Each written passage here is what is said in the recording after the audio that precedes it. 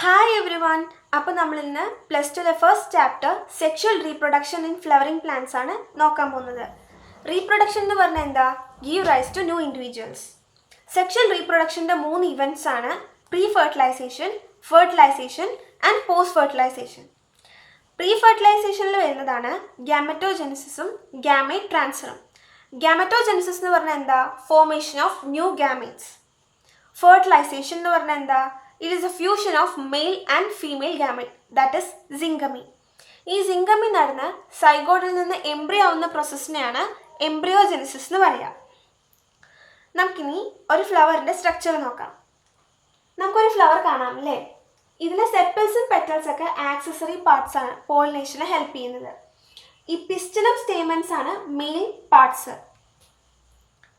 Female reproductive part എന്ന് പറഞ്ഞാൽ ഗൈനീഷ്യമാണ്.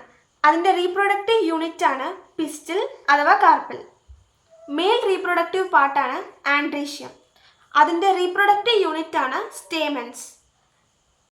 പിസ്റ്റലിൻ്റെ 3 parts ആണ് സ്റ്റിഗ്മ, സ്റ്റൈൽ, ഓവറി.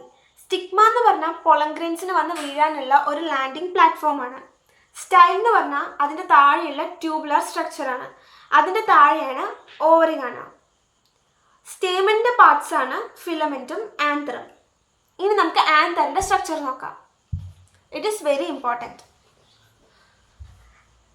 ആന്തർ എന്ന് പറഞ്ഞാൽ ഇങ്ങനെ ഒരു ബൈലോബ്ഡ് ആയിട്ടുള്ള സ്ട്രക്ചറാണ്.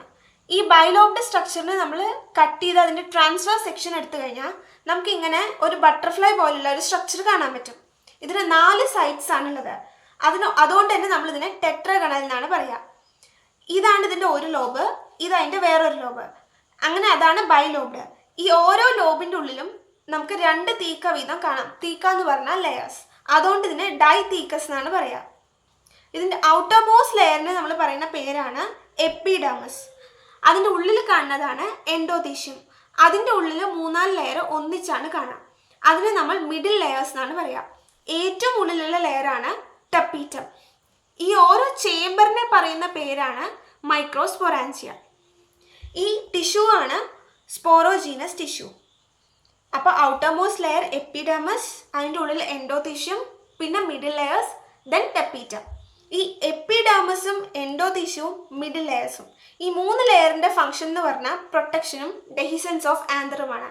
അതായത് ആന്തർ പൊട്ടി അതിന് പൊളൻഗ്രെയിൻസിന് പുറത്തു പോകാൻ സഹായിക്കുന്നതാണ് ഈ 3 ലെയേഴ്സും. ദെൻ ടപ്പീറ്റം വളർന്നു വരുന്ന പൊളൻഗ്രെയിനിനെ നറിഷ് ചെയ്യാനാണ് സഹായിക്കുക. അതായത് അതിന് പ്രോട്ടീൻസ് ഒക്കെ കൊടുത്തിട്ട് അതിന് ഡെവലപ്പ് ചെയ്യാൻ സഹായിക്കും.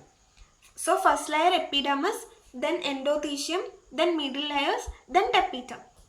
അപ്പോൾ ഈ 3 ലെയേഴ്സിൻ്റെ ഫംഗ്ഷനാണ് പ്രൊട്ടക്ഷനും ഡെഹിസൻസ് ഓഫ് ആന്തറും. ടപ്പീറ്റത്തിൻ്റെ ഫംഗ്ഷനാണ് nourishing the developing pollen grain. Thank you. അപ്പോൾ നമുക്ക് വേറൊരു ടോപ്പിക്കായിട്ട് അടുത്ത വീഡിയോയിൽ കാണാം.